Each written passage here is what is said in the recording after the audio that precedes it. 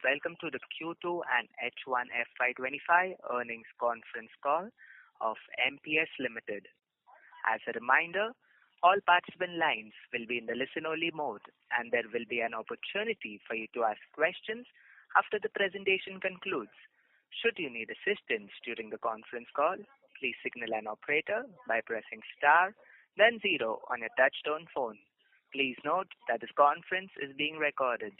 I now hand the conference over to Mr. Rahul Arora, Chairman and CEO. Thank you, and over to you, sir. Thank you, Doug. Good morning from New York and a warm welcome to our Q2 and H1 FY25 earnings call. Today on the call I have with me Pratna Agarwal, who is the CFO of MPS Limited, Sukhwant Singh, Chief Operating Officer India at MPS Limited, Tony Alves, Senior Vice President and Head of Product Management at Highwire, which is our platforms division, Archana Jayaraj, Chief Operating Officer of MPS Interactive and MPS Europe. Pratna joins us from our corporate office in Noida, Sukhwant from Dehradun, Tony from the Greater Boston area, and Archana from Chennai. This global representation underscores our commitment to serving our diverse stakeholders across the world. Pratna will kick things off in our opening segment today by discussing our financial performance. Then, Sukhwant will update us on Content Solutions business development. Tony will then follow up on the impressive progress in our platform business. Next, Archana will discuss the rapid transformation in our e-learning business. And finally, I will provide an update on the progress of AJE and Liberate and my perspective of the first half of FY25. Let's get going. Over to you, Pratna. Thanks, Rahul. On a quarterly basis, Q2 FY25 showed robust revenue growth. We recorded revenues of INR 177.9 crores on an FX-adjusted basis, representing 37.42% Y-on-Y growth. EBITDA margins bounced back to 30.11% in Q2 FY25, and overall EBITDA grew by 31.9% in Q2 FY25 compared to last year. Reflecting on the quarter, I would like to highlight three vital strategic achievements. Our top 10 customers now contribute to 48% of our revenue, a much lower customer concentration than what we started this journey in 2012. Revenue quality is also improving, with platforms responsible for 28% of the consolidated revenue and, even more impressively, 40% of the consolidated PBT. The theme of improvement in quality of revenue can also be observed through improvement in DSO days to 44. I would now like to hand it over to Sukhwant to discuss the developments of our Content Solutions business. Thanks, Pratna. Revenue in the Content Solution business grew by 37% in Q2 of FY25 compared to last year. EBITDA margins expanded to 38.36% as AJE settled well into MPS. In addition to the acquisition of AJE, at the journals component of our Content Solution business, we continue to lead the charge towards revenue growth. Volumes and revenue from our premier customer base grew because our service delivery has been among the best in the supply chain as it has consolidated. Additionally, the recently established revenue stream catering to the journal editorial office has furthered the growth momentum of the Content Solution business. The new offering placed us in a more strategic position in the value chain and improved the stickiness and quality of our revenue with existing customers. Our global education business, now branded as OWL, that stands for One With Learning, also saw significant growth in Q2 of FY25. The business unit achieved a much healthier EBITDA margin, and the team recorded healthy sales during the quarter, indicating that the new momentum is here to stay. Our world language content development, accessibility solution, and production services capabilities have supported the expansion of OWL. The team's effort to diversify the customer profile and the successful launch of the OWL brand in the higher education marketplace further underscore our strong performance. I would like to now hand it over to Tony to discuss impressive progress made in our platform business. Thank you, Sukhwant. Primarily due to the acquisition of AJE, the platform business grew by approximately 67% in revenue in Q2 of FY25. compared to the same period last year. Our collaboration with MPS Labs is going exceptionally well in content hosting and AI integrations. Product roadmaps were scheduled throughout the quarter, and they respond well to customer and market demands. Several clients are using our latest product, Digicore Pro's Sandbox implementation, toward its final iteration. Our focus is now shifting toward implementations, particularly for transitioning bench press clients. Another highlight was the success of our business development efforts. For example, earlier this financial year, we won a new logo away from our largest content hosting platform space competitor. We are witnessing an influx of activity in new RFIs and RFPs in the platform business. There is clearly a positive perception of us in the research community, which is highly encouraging.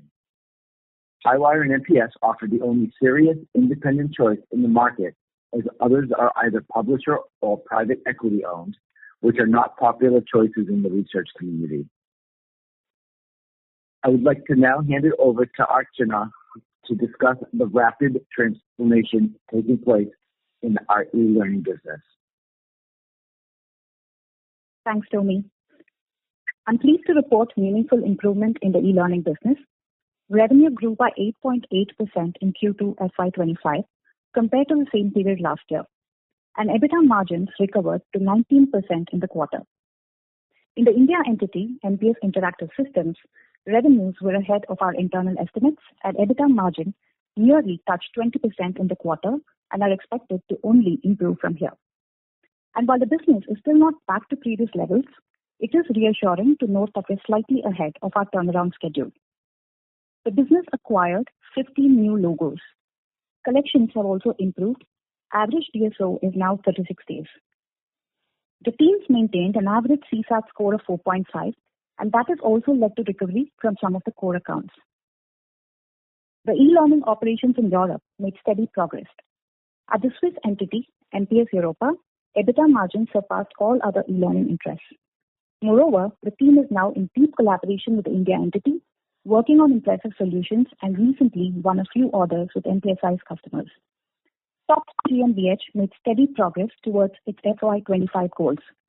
This business is now one of the most diverse business interests at MPS, with the top 10 customers accounting for less than 40% of the revenue. And the business is also expected to start paying dividends to MPS Limited from FY25 for the first time since its acquisition in 2018. I would like to now hand it over to Rahul to conclude this opening section. Thanks, Archana. I'll begin this section by discussing the progress of the two acquisitions. We completed the acquisition of Liberate in September of last year, a move that has significantly shaped our entry into Australia. This successful acquisition of a growing business led to a refreshing change in our modus operandi. We had an opportunity to learn much about what it takes to operate and drive a corporate learning business, which differs from our other business interests. At Liberate Learning, the top 10 accounts now includes a large banking customer that was dormant for the past 7 months due to the internal corporate development. The Liberate team has also onboarded new logos that have scaled in quick time to be in the top accounts. As Archana described earlier, picking a cue from the Liberate management team, the rest of the e-learning business has also embraced gig workers. And the positive impact has started to show, and we are bullish about the change in operating model and its positive impact on our business in the long run. The integration of AJE into MPS has been rapid and successful. We are ahead of our schedule in terms of operational and financial metrics. Our formal launch in China this past quarter, followed by a customer roadshow, has helped us develop momentum in the region. The presence in China is unique for MPS and helps us participate in global agreements with our customers, who have historically had to compromise on their preferred vendor strategy in the region. We're now closer to the most critical stakeholder in the research value chain, the funders. Additionally, the AI capabilities acquired through Curie, Lewis, and other AGE tools have tremendous synergies with MPS regarding efficiency and revenue. Our new scale is opening new doors for us, and we expect to hit significantly positive financial metrics, exceptionally high ROIC, and robust organic growth, which are potent combinations for any acquisition. After a flat EBITDA in Q1, despite a sharp increase in revenue, we have gained much ground in Q2, and we are back on track at the halfway mark. with 37% revenue growth and 15% EBITDA growth in H1 compared to the same period last year. Our scaling global agenda has gotten off to a robust start in the first half, and its positive impact is already being felt. North America is now nearly 45% of our total revenue, while rest of the world, including APAC, is 26% of total revenue. FY25 is proving to be a year when we surpass many of our competitors in the market that we serve, including research, education, and corporate learning. Markets have taken notice. We're being invited to RFPs and new opportunities that were previously unavailable to us. Scale implies resilience, business continuity, and future-proofing that have all become core pillars of supply chain decisions after the pandemic and the recent AI-driven innovations. Our global reach into additional markets, including Australia, New Zealand, China, Brazil, and South Korea, implies global agreements with our customers, further bolstering our optimism of the future. Let's now open the call to questions. Thank you. We will now begin the question and answer session. Anyone who wishes to ask a question may press star and 1 on their touchtone telephone. If you wish to remove yourself from the question queue, you may press star and 2. Participants are requested to use handsets while asking a question. Ladies and gentlemen, we will wait for a moment while the question queue assembles. First question is from the line of Mahesh, who is an individual investor. Please go ahead. Hi, Rahul. Can you hear me? Hi, Mahesh. I can hear you. Thank you. Rahul, my first question is, how is the landscape evolving within the segments that you operate from a technology / AI perspective? So I'll quickly cover the overall landscape, and I'll request Tony to talk a little bit about the AI landscape. So currently we operate, while our financials are reported as business segments, content, e-learning, and platforms, our go-to-market strategy has been revised, and we attack the market as research, corporate, and education. We are viewing AI as an enabler for growth across these three particular markets, and I'll let Tony talk a little bit about how we're embracing AI. Tony? Hello. Thank you for the question. My focus has been primarily on platforms and on content solutions, and focusing on our research and publishing landscape, which has been really evolving very rapidly with artificial intelligence and machine learning. The major emphasis has been the balance between innovation and maintaining the integrity of trusted research. The segments which are evolving are across the entire research ecosystem, but especially in the content preparation and content analysis areas. We are working on, MPS is working on solutions that address ensuring research integrity. We're focused on editorial services that address things like accessibility and content creation, including language polishing, translation, editorial preparation, summarizing content, and automated assessment creation. Chatbot support is also a growing area for us, and we're building tools into the publishing workflow process and chatbot tools into our hosting platform. I've attended several industry meetings over the past few months and have noticed that publishers have become more and more open to adopting AI and machine learning technology, while also being really sensitive to the content integrity and data privacy concerns. Their particular concern is the need to protect copyright while still letting AI organizations innovate. So there's increasing talk about licensing content to ensure that large language models and other technologies are working with certified staff. The AI and ML security and privacy standards are constantly evolving, and MPS has been adapting to those changing requirements. We've been making incremental changes while implementing artificial intelligence systems to support human-driven decision-making, particularly in the areas that I mentioned previously, and this helps mitigate the risk of relying too heavily on automated processes. I think that's a good summary of our approach to artificial intelligence and machine learning.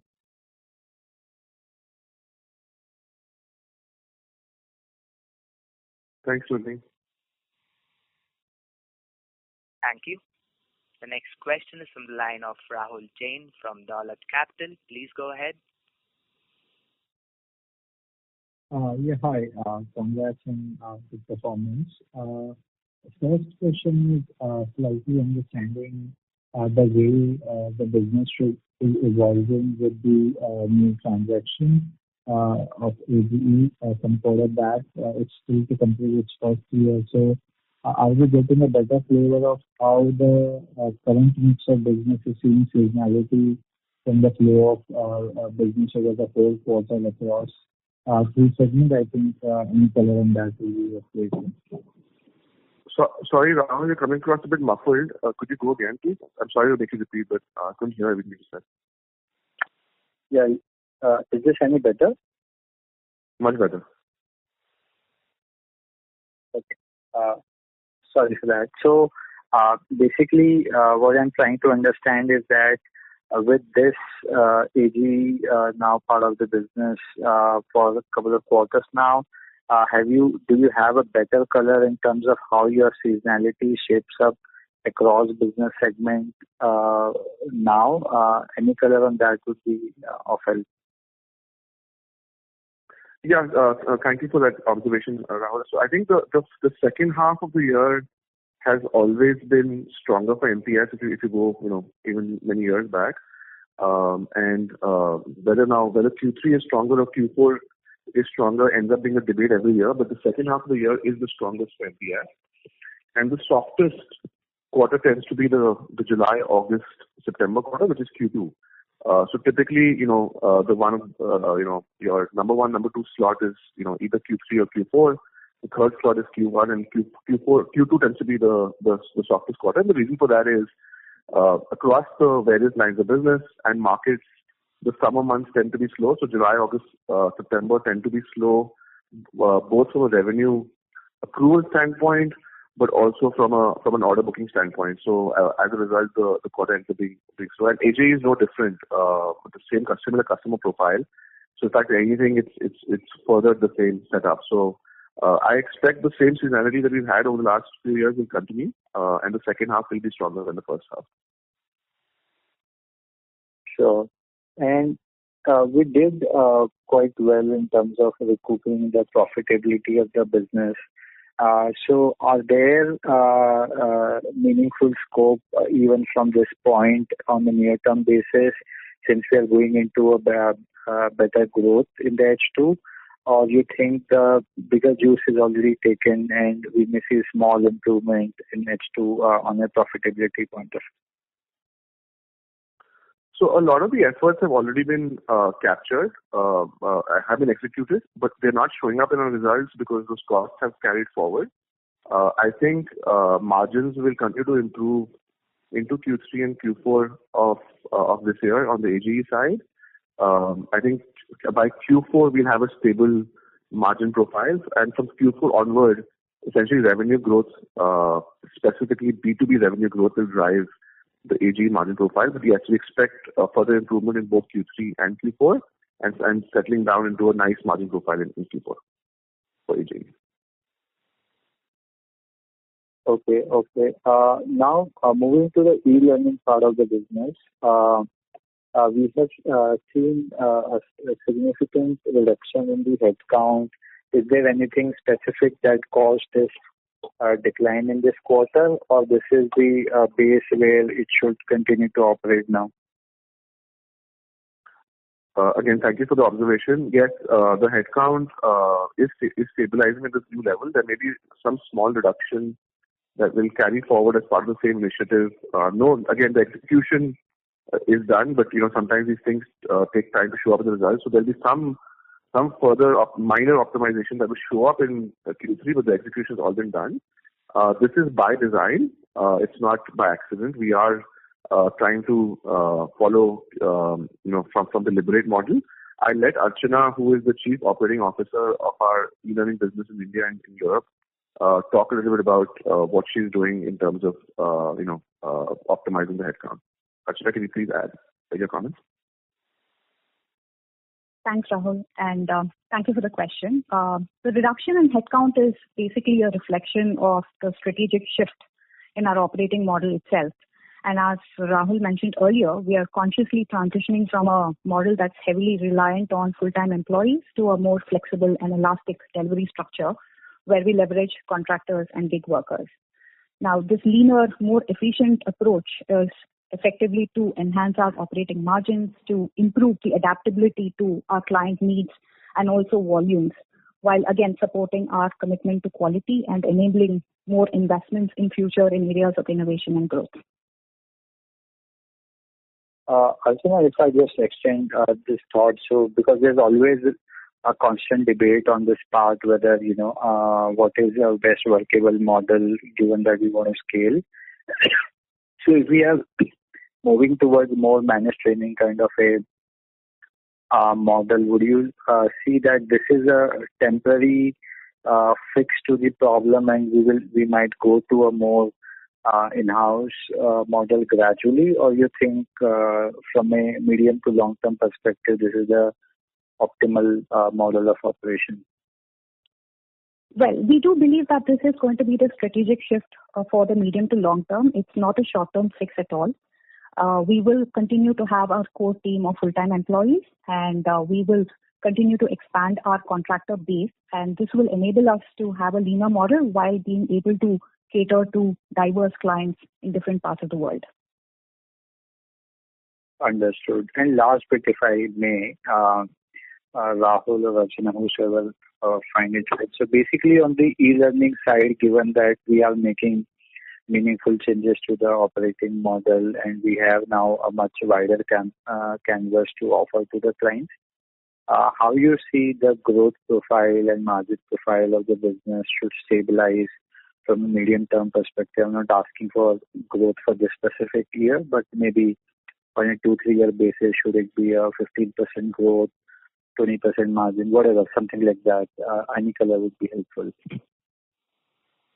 Yeah, I think in the long run, we want the business to be as close to the average EBITDA margin of the company, which is 30 to 32%. Even if it doesn't go all the way to 32, if it goes to 27, 28, I think that will be a very strong step. In fact, this quarter itself, we actually touched 22%, 23% EBITDA margin in the e-learning segment. We had some currency fluctuation which had a one-time impact on our quarterly results. So in fact, if that currency fluctuation had not happened in the e-learning business, we would have actually reported 22.8% EBITDA margin this past quarter. So we seem to be making very good headway from a margin perspective. From a growth perspective, currently the e-learning business is growing at that 8-9%, which is not something that Archana or I are happy about. I think our goal is to start to grow this business at 12, 14, 15% once this operating model is underway, which is very similar to how our business in Germany is growing within MPS with TopSim, how our business in Australia is growing. So even within the MPS e-learning portfolio, the German business as well as the Australian business are growing at that 15%. So we like, the rest of the business, the India entity and the Swiss entity also to grow at that similar level.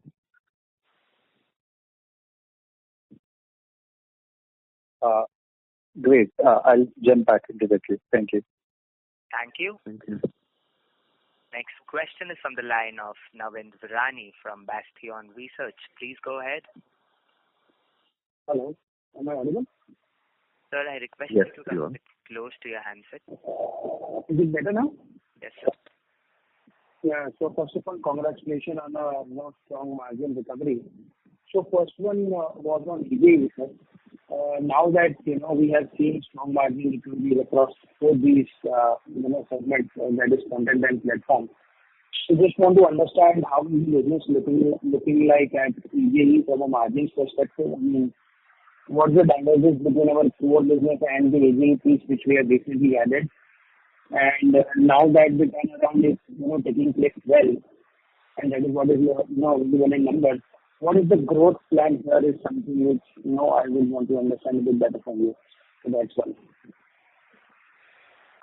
Great. Thank you for that observation. I think so from the acquired business, I'd like to point out that APAC as a region, and I'm ballparking here, is roughly now 25-26% of our total revenue.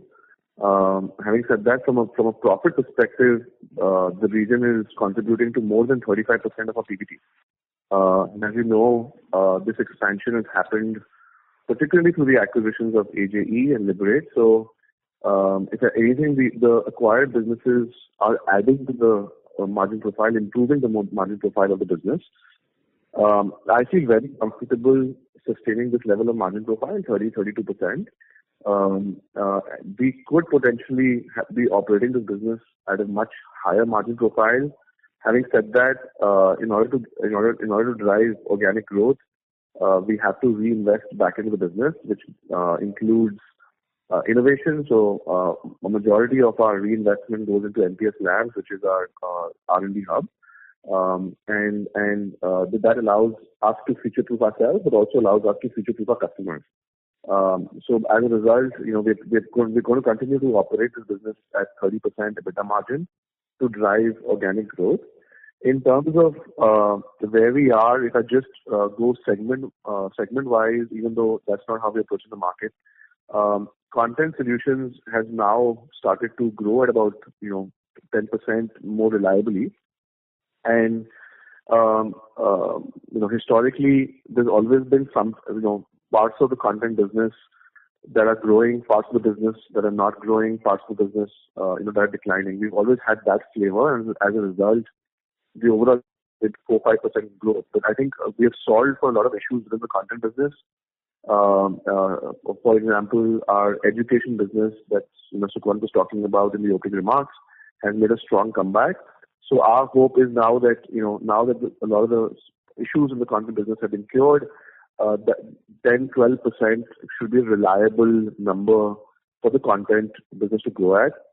From a platforms perspective, we again expect that there should be a premium both in the platforms vertical as well as the e-learning vertical. So platforms will continue to grow, and we expect that number to be upwards of 12%.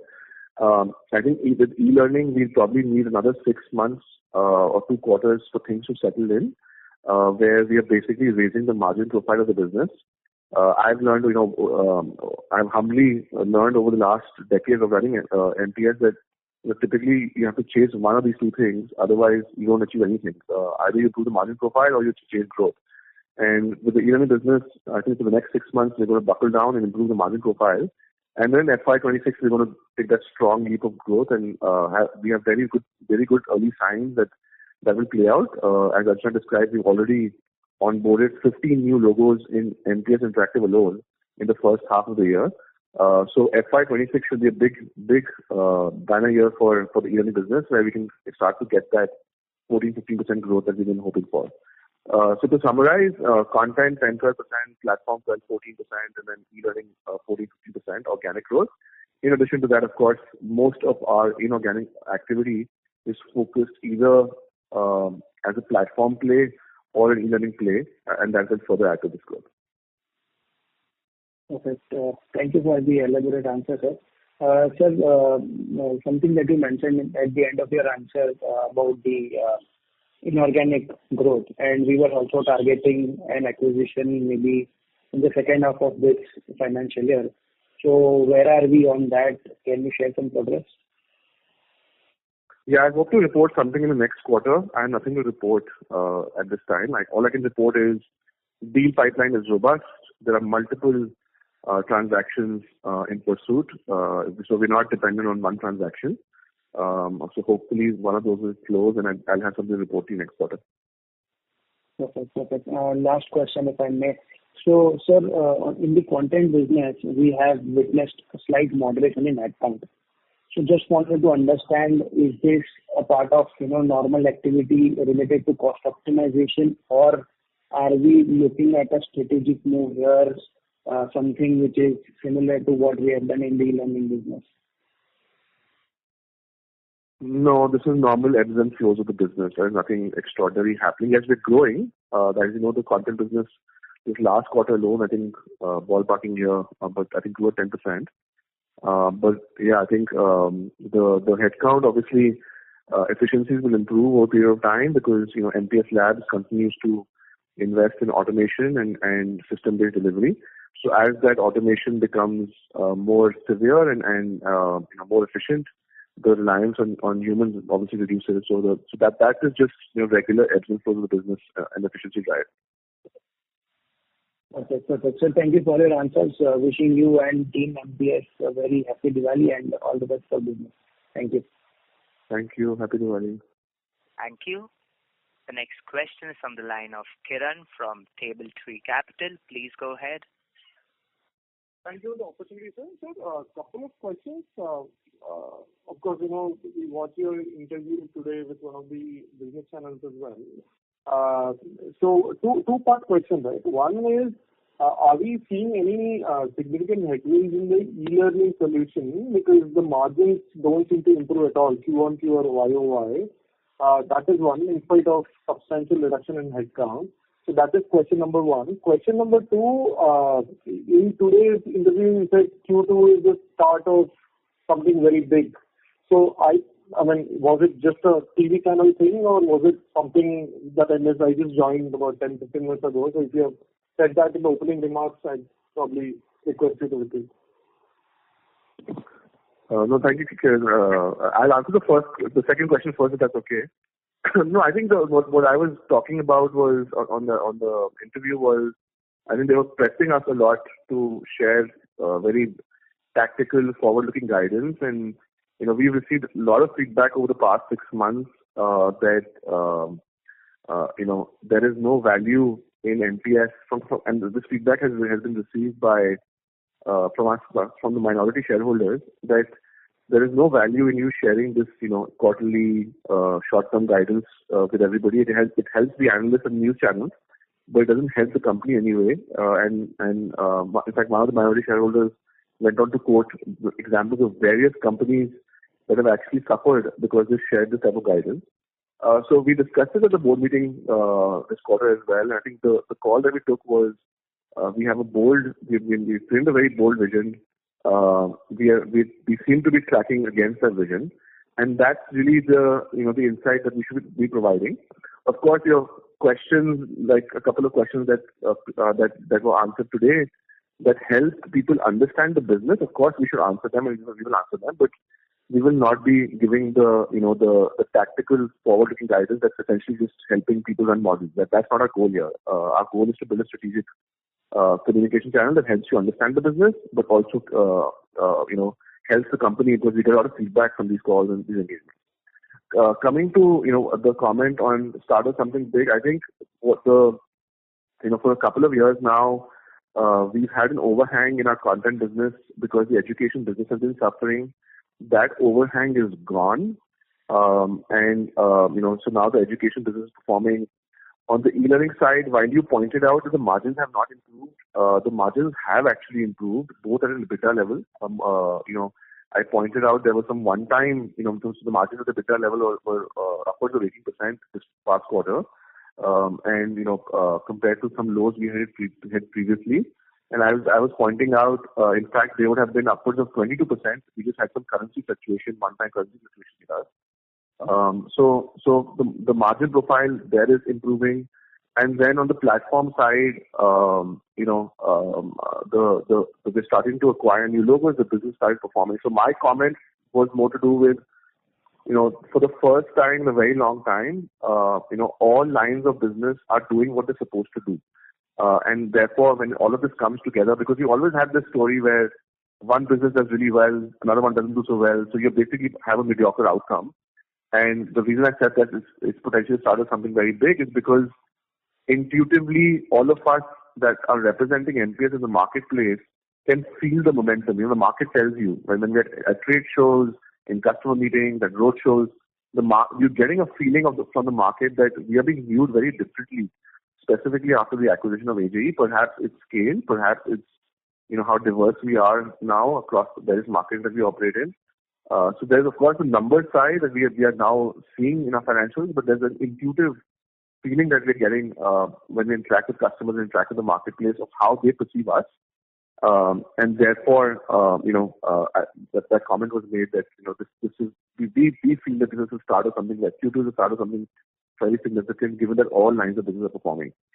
I'll let Pratna now, who's the CFO, also come in to explain to you, because what you've seen this past quarter in the e-learning business, you've seen a recovery in EBITDA, but our PBT margins have been suppressed, and she just draw a bridge for you to explain to you what's really going on, why the EBITDA is going up, margin is going up, but the PBT hasn't gone up that significantly. So Pratna, could you explain that, please? Yeah, thanks, Rahul. So, starting with e-learning business, as Rahul explained, we have a deferred liability for our acquisition of Liberate. And because of that, the exchange fluctuation, we had a 4.3% impact, which in value terms is almost 1.5 crores. So this impact was there in Q2, where our EBITDA margins of 18.6% otherwise would have been upwards of 22%. This was on the e-learning piece. On an overall piece, if we look at the conversion from EBITDA to PBT is impacted largely on account of two factors. One is the amortization expense on the intangible assets, which are largely because of the acquisitions that we have done in the past 1 year. So on a quarter-on-quarter basis, that impact is roughly 2 crores. And also the other impact is the reduced other income, which is 3.36 crore. On a half-year basis, if we look at the conversion of EBITDA to PBT, the depreciation impact of intangibles is roughly 4.3 crores, and the reduction in other income is 4.46 crore. So because of these two factors, the overall EBITDA and PBT conversions are impacted, other than the exchange fluctuation, where we see an impact both in EBITDA and PBT. Yeah, so to summarize, the operating margins have significantly improved in the e-learning business, and a lot of the noise that Pratna is describing will start to kind of move out in the next 6 to 18 months. So you'll start to see every quarter, one is the operating margin itself, and the e-learning business will continue to improve, plus a lot of the noise that she's describing will start to taper out. Got it, Rahul. Thank you so much. I have a strategy question. So in terms of the goal, right, FY28, we said 1,500 crores. Today in the interview, you said we'll reach half that number by end of this year. So we have 3 years, right, typically to double our revenues. Standing where you are, right, in terms of your 3 platforms, or you look at education, research, and training, irrespective of how you cut the cake, are you still confident of reaching that 1,500 crore mark with a 30% plus EBITDA? Is that still achievable, given there's only 3 years left, so that would involve a 25% CAGR, including acquisitions? Yeah, it's interesting how different people look at data differently, right? You're saying, is it achievable? And I'm thinking 3 years is a lot of time. So I think from our perspective as a management team, we're very comfortable in terms of the vision that we've shared. Again, it's an aspiration. It is a vision. I think my team and I will be deeply disappointed if we didn't get there. But having said that, we're doing our best to get there. So yeah, I think it's perspective, right? You're saying 3 years. How are you going to do it? And I'm thinking 3 years. Oh, that's comfortable. So at this point, feel very comfortable with the vision that we shared. Got it, Rahul. Many congratulations. Awesome. Thank you so much. Thank you. The next question is from the line of Krushi Parekh from Pentacle Family Office. Please go ahead. Yeah. Hi, Rahul. So I want to understand one thing. When we have aim of having 30 to 32% EBITDA margin for e-learning business as well, is it largely as a result of cost optimization first, or also as a result of growth that we envisage over a period of time? Yeah, I think good question. I think there's 3 legs. The one is the quality of revenue. The second is the growth, and third is cost optimization. So I think so the cost optimization will pretty much be done this year, this financial year. So, but that's more tactical. As you rightly pointed out, the major appreciation is going to come from the other two. So in terms of quality of revenue, immersive learning, and just for everyone's knowledge, immersive learning is an education method where you're basically recreating real life scenarios through technology such as simulations, gamification, AR, VR, etc. So immersive learning increasingly as a proportion of our total e-learning business is increasing. And given the premium positioning that we have within immersive learning, it tends to be a higher margin business for us. So as immersive learning continues to become a higher proportion, the quality of revenue improves and therefore the margin will improve. So that is one factor, that the quality of revenue within the e-learning space is improving and is expected to improve. The second perspective, of course, is, there's significant operating leverage available in our business. So as long as the business can grow at 10%, we will always see margin expansion. So between quality of revenue and revenue growth, I think that will be the leap that will take us from 25 to 30%. Okay, got it. And sticking to this corporate e-learning, how is the funnel and the budget shaping up, considering we are all reading about the layoffs and the corporate slowdown, especially in the developed market? So are we witnessing any impact on the budget of our customer base or our clientele? Yeah, so I won't sugarcoat it. I think we're definitely having to work much harder for the same level of order book. So I think decision making is slower. Having said that, having lived through 08, 09 and other experiences like this, typically education and training actually gets a boost when there's a slowdown. So we're expecting that we're having to justify a lot on how we price things, but we are finally winning the deal. So one is typically in a situation like this, you invest more in education and training as a large corporate. And the second is when you do reduce internal headcount, the work needs to be done, right? So typically you would outsource more. And that's where a company like MPS Interactive comes in, where training is outsourced, and that creates an opportunity for us. So yes, I think between a small base that is not as affected, as well as the larger pie that's now been created, we feel comfortable. Having said that, of course, we're having to work much harder to own our lunch. All right, got it. Thanks a lot, team, and happy Diwali to all of you. Thank you. Thank you. Thank you. Happy Diwali.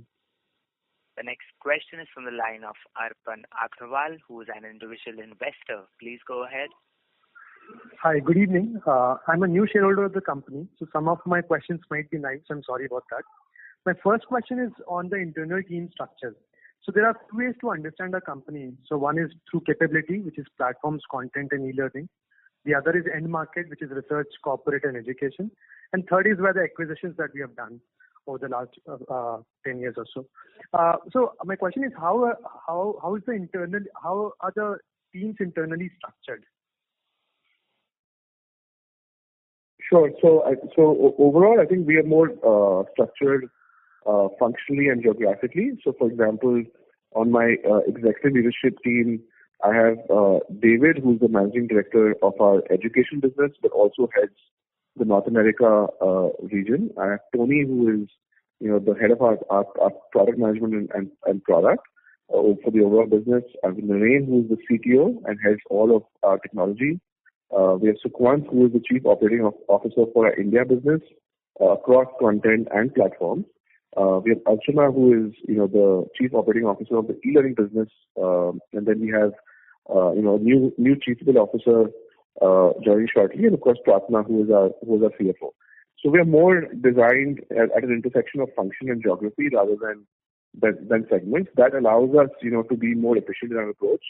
So, for example, when Sukwant is running the content and platform business together in India, he's able to unlock synergies between those two divisions.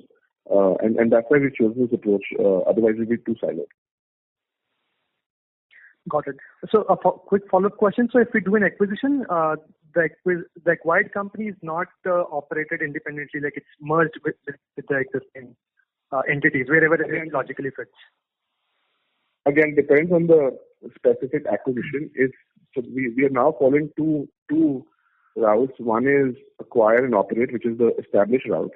When it's acquire and operate, typically, even during the diligence phase, I would have the business head, the CFO, and the HR head join me in the evaluation. and the pursuit of the acquisition. And then there's a second route, which is what we did with Liberate, where we are acquiring to invest in support. So in that case, we are acquiring a majority share of the company. We're making sure that the promoter group has a stub left and essentially is contributing to the overall growth of the company. So depends on the specific acquisition. If it's required to operate, it's integrated from day one, like we did with AJE. If it's required to invest in support, we follow more passive position where only Pratna, the CFO, and me will be supporting that setup, potentially HR and legal as well, because we centralize the function. But other than that, they don't get fully integrated with the business. Okay, got it. My second question is on platform. So platform segment serves all the three end markets, which is research, corporate, and education. But I also read that we are rolling up all of the platforms under the umbrella brand of Highwire. So my question is, the Highwire's website says that it serves the scholarly community. So my question is, what would happen to the offering for the education and corporate end markets if all of platforms is being rolled up into Highwire? Good question. So the platform vertical, the way it is structured today, bulk of it actually caters to the research market. So while we have offerings in education and corporate, majority of the platform business is for the research market, and that is branded as Highwire. Within education, we of course have education offerings that are more product centric. Our education brand is OWL, One with Learning, and then we have individual products like DigiWrite. We have Learning Planet. So we have individual education products. So there we are following a product strategy under the OWL brand. Similarly, on the corporate side, we have XR Optimus and a couple of other small offerings, which are then also a sub-brand of the EI vertical. But as of today, a large part of our platform business is focused on the research marketplace. Having said that, a lot of the acquisitions that I'm working on are a platform play either for education or corporate. So we are looking to bridge that gap, and that will probably be bridged through an acquisition. Okay, got it. One question I have around Sir, please fall back in the queue for further questions. Thank you. The next question is from the line of Guneet Singh from Countercyclical PMS. Please go ahead. Hi, sir. Thank you for this opportunity. So my first question would be regarding AJE.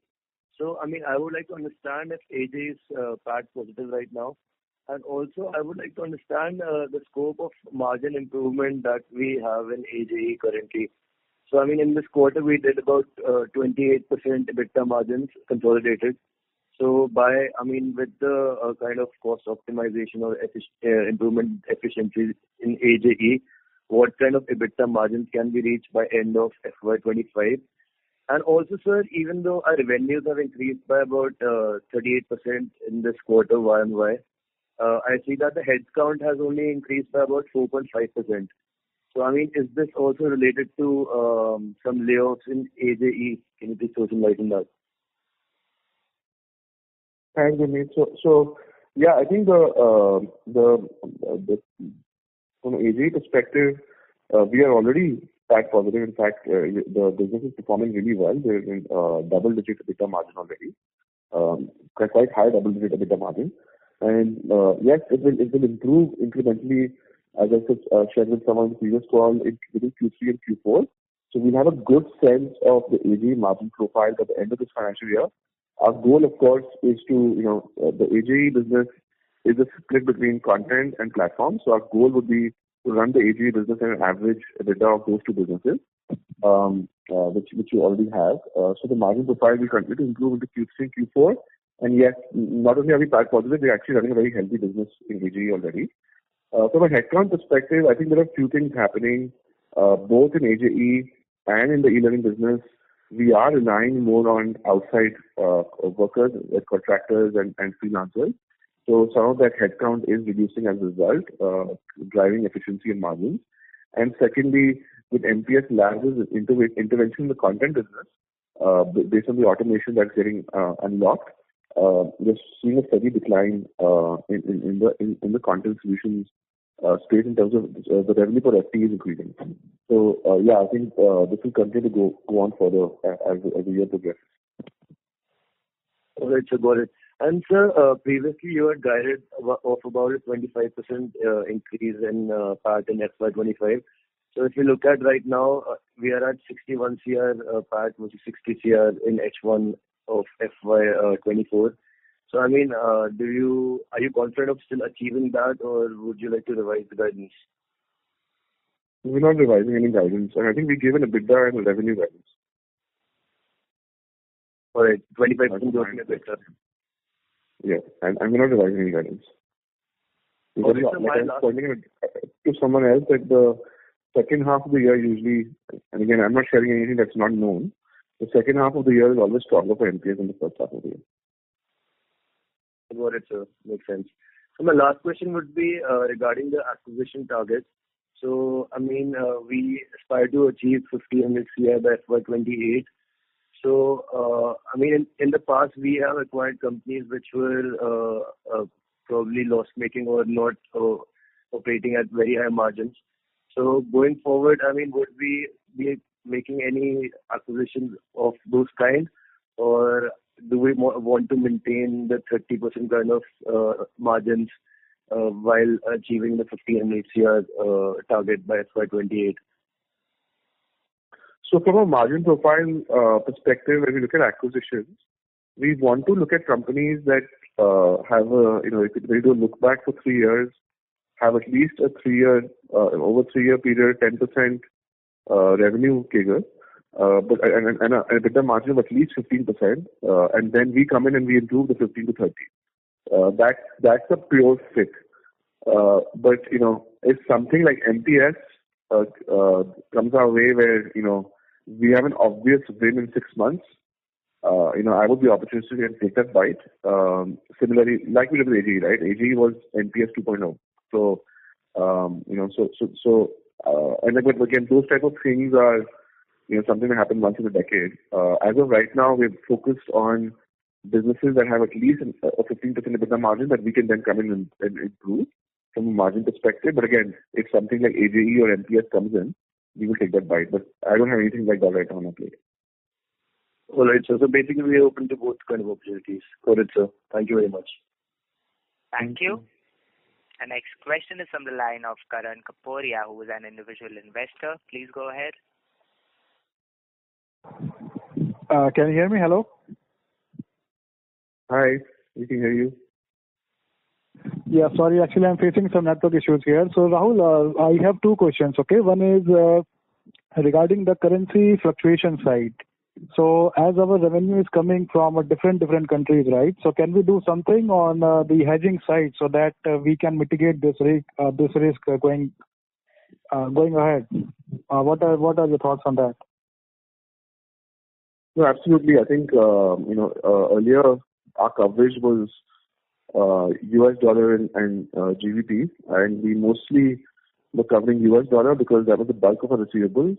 As that is changing, we now have exposure to both Australian dollar and Chinese yuan, and we actively, my CFO and I are actively working to create some protection around that we start to see from next calendar year onwards. Yes, we probably should have been more prudent in getting our act together, but this growth just came so quick, and sometimes you have growing pains in the business. This is one of our growing pains, and there are very, very active plans. We're talking to bankers already, and hopefully we will be able to book forward starting as early as January 2025, the first calendar year quarter. January 2025, you're right? Correct. That quarter. Okay. I have one more question. So since you mentioned in the previous calls, right, the industry is in consolidation phase right now, right? So we are trying to gain the market share through acquisitions. So the question is, our competitors are also following the same strategy, right? So I want to ask one thing. If an opportunity comes, so if they want to acquire a majority stake in our company in future, right? So what will be your plans? Would you be still keeping the majority of a stake, or how do you see that? Yeah, I think so. Interesting question. So, no, I think from an MPS perspective and from a promoter, I can answer both questions both ways. From a promoter perspective and an MPS perspective, we are at the start, we're the ground floor of something very big. I think someone asked me on a different earnings call that what beyond FY28, and I think FY28 is a milestone, right? The first milestone is you get to 1,500 crores in revenue at similar margins. Next milestone is you get to $1 billion valuation. Third milestone is you get to $1 billion in revenue. So there's a long way to go before we start contemplating any of the things that you're describing, simply because there's so much opportunity and so much optimism at the table. So we want to be on the right side of the consolidation, where we are consolidating in the marketplace, but there is no thought or consideration of the promoter group doing anything differently, because I am the only person representing the promoter group in the business. I just turned 40, so I have a long way to go. So from my perspective, the next decade is about first getting to Vision 2027, then getting to $1 billion valuation, and then getting to $1 billion in revenue. So I think till those three milestones are achieved, we're going to be at it. And then once those milestones are achieved, then we reassess. And from my perspective, the market typically, the competitors that are consolidating are the people where there is some ownership friction. Like as I pointed out in previous calls, where there's some partners don't get along, or first generation doesn't have a second generation, or a large company divesting a non-core asset. We have none of that going on in our promoter group, so there's no reason for us to consider any of that. So it means we will be keeping. So you will be keeping the majority stake, right, going forward ahead? Absolutely. Absolutely. Okay. All right. Thanks. So that's all from my side. Thanks. Thank you. The next question is from the line of Keshav Garg from Countercyclical PMS. Please go ahead. Sir, I'm trying to understand that if we see our goodwill and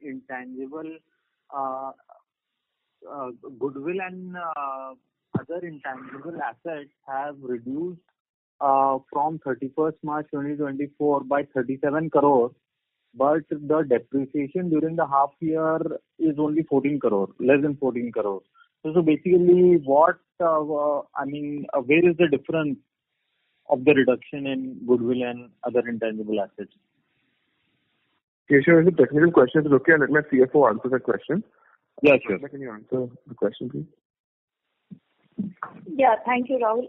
So basically, as you pointed out, the goodwill and intangible assets have reduced. While there is no major significant movement in the intangible assets other than depreciation, the major reduction that you see in Q2 is on account of the goodwill reduction. So the goodwill has reduced because there is a corresponding increase in the deferred tax asset. What we have done is, when we acquired AJE, we got a tax benefit for the next 15 years as per the US laws. While this was under finalization in Q1, this was finalized in Q2. And once all the filings were done, we have created a deferred tax asset of 29 crores. And correspondingly, goodwill has reduced by that amount, and the detail is there in the balance sheet. Hence, you see the reduction. Other than that, intangible reduction is only on account of depreciation. Okay, got it. Sir, now the other question is that you mentioned previously about the cross-selling opportunity in AJE and also the increase in the wallet share with Springer Nature. So are we on track for both of these counts? A very good question, Keshav. So I think that depends on how you define on track. Are we getting good body language? Yes. Are we very busy in lots of presentations, follow-ups, demos? Yes. Do I have a PO? No. But having said that, we know this research business, it takes time to build. As we've seen in our journals business, the teams have been at it, and now suddenly we are seeing some 20% growth in our journal business after work for many, many years. So I think a similar approach is what's probably going to happen. We are going to land this revenue, and then once we land it will keep growing. So I am the executive sponsor at MPS for Springer Nature, so I personally am managing that mandate. My counterpart is the chief operating officer of Springer Nature, so that relationship is super strong. But yeah, like I said, lots of good conversations on the B2B side for AJE, lots of good conversations on the Springer Nature side. Now, how that will convert in 2025, time will tell, and we look forward to your best wishes. Sir, and lastly, sir, any update on the exhibition project business with Mangleve business that the orders got deferred? So any clarity on that? So we landed a new order, which is, so we are currently in phase 1 of the order. So typically what happens is,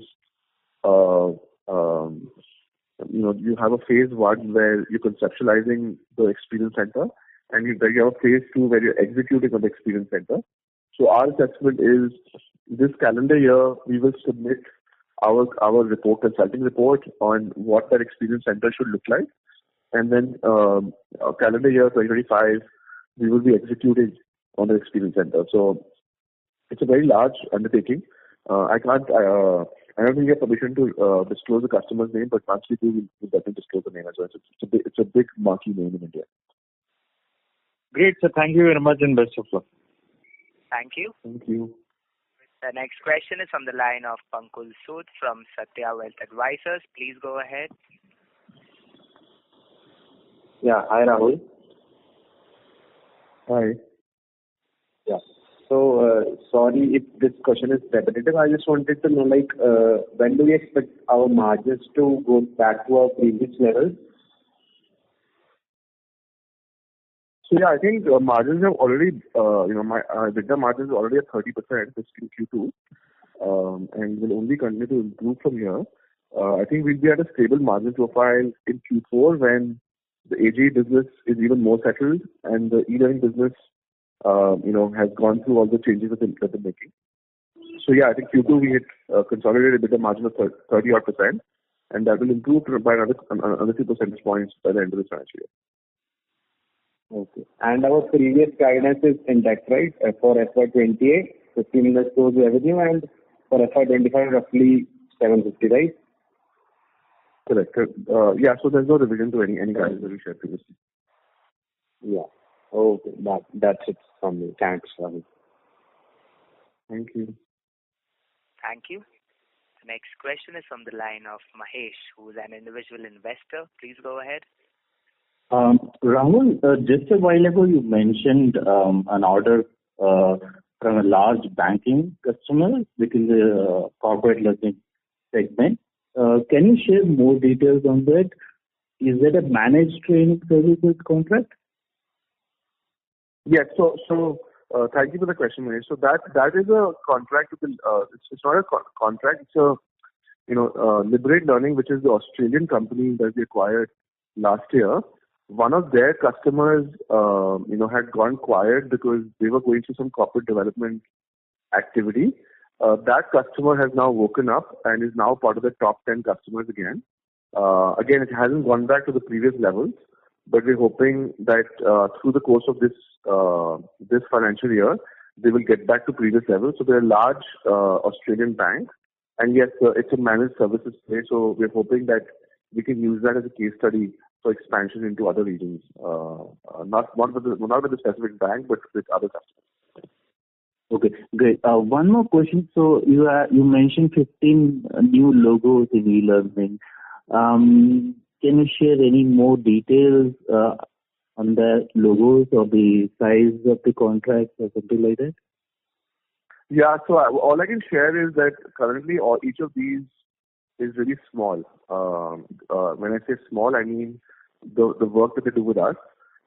We typically only track new logos that do one of three things. Either they employ at least 10,000 people, or they have, their revenue is upward of $3 billion, or they're in a sector that where we're absent from. So each of these 15 new logos has one of these elements.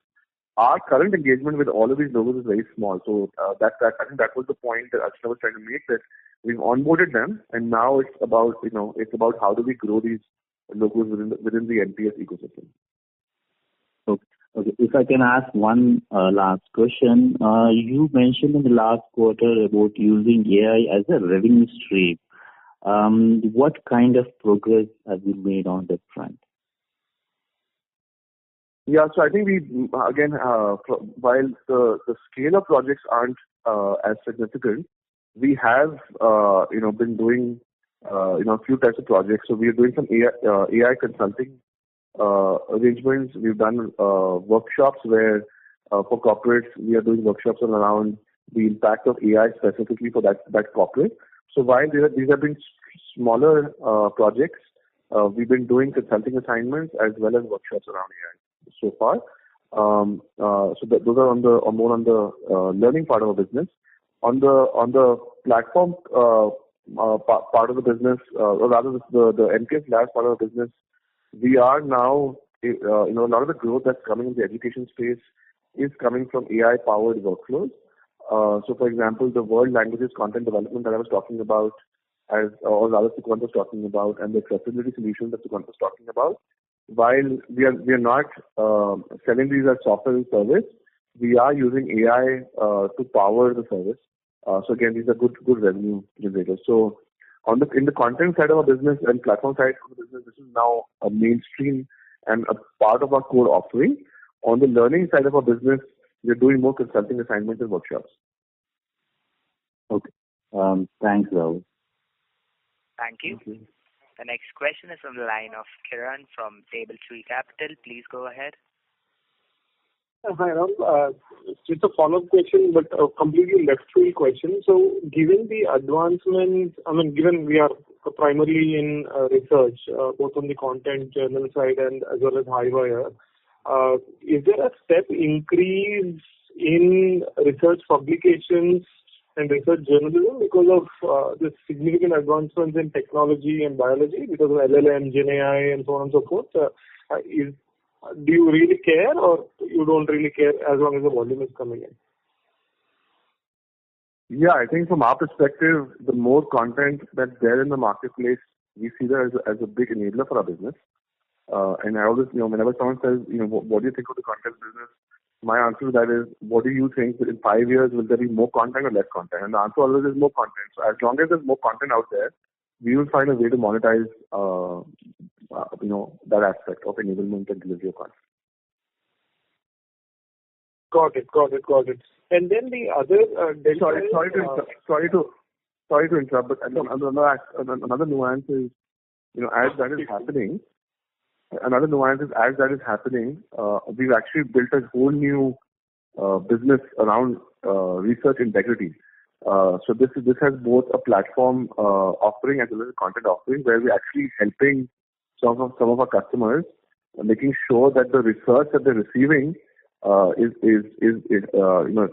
not lack integrity. So we're kind of helping them enable that. So yes, it's also has some short-term positive gains where we're supporting the research integrity process.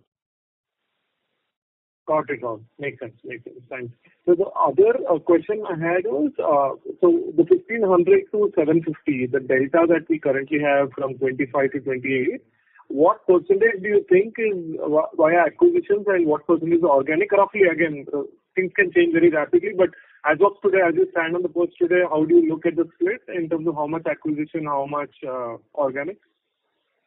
60-40, 60 favor inorganic. 60 is organic, 40 is acquisition. Other way around. Oh, okay. 60 is acquisition, 40 is organic. Got it. Right. Okay, cool. Thanks so much, Rahul. Thank you. Ladies and gentlemen, that was the last question for today. I would now like to hand the conference over to Mr. Rahul Arora for closing comments. Thank you for your active participation in our earnings call. We appreciate all your thoughtful questions. Your unique outside-in perspective helps us to learn and improve. I want to thank all our stakeholders for their continued support and respect. Our journey together has been truly remarkable. Wish you a happy Diwali and look forward to your continued support, feedback, and partnership, my friend. Thank you. On behalf of MPS Limited, that concludes this conference. Thank you for joining us, and you may now disconnect your lines.